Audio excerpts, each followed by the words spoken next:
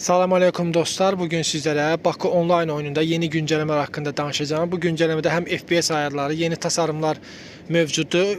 Xatırladım ki oyun hal-hazırda yalnız kes kullanıcılar tərəfindən oyunu yükləyib güncelləmək mümkündür. Çünki oyun hələ ki Play Marketdə yoxdur. Təxminən bir 10 günə, 12 günə, 15 günə deyək də, yəni yarım aydan sonra inşallah, yəni fevral ayında oyun Play Marketdə, yəni hər kəs tərəfindən yükləməyə mümkün olacaqdır. Yəni inşallah ki Play Market hansısa bir problem yaratmasa, yəni hər hansısa bir belə deyək də problem göstərməsə, error verməsə, inşallah ki fevral ayında oyun paylaşılacaqdır. İndi mən sizə göstərim ki, burada oyunda hansı güncəlləmədə hansı yeniliklər mövcuddur. Birinci bu maşınımız var, yeni bir maşınımız var və yeni bir tasarımımız var. Tasarım.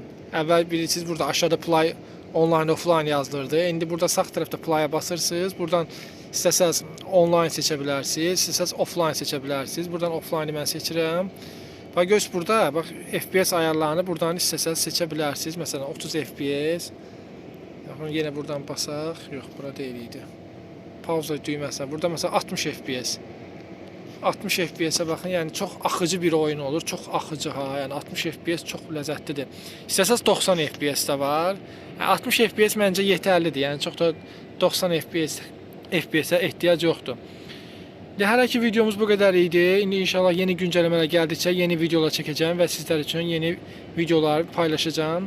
Hələ ki çox da üstündə işləyə bilmirik oyunun, yəni vaxt məhdudiyyətimiz var. Ona görə biraz oyunda güncəlləmələr, yeniləmələr gecikir.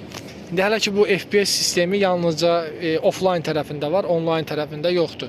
İnşallah ki indi online tərəfinə xəritədir, FPS-dir, içərdən sürmə zad, yəni bu şeylərin hamısı əlavə olunacaqdır.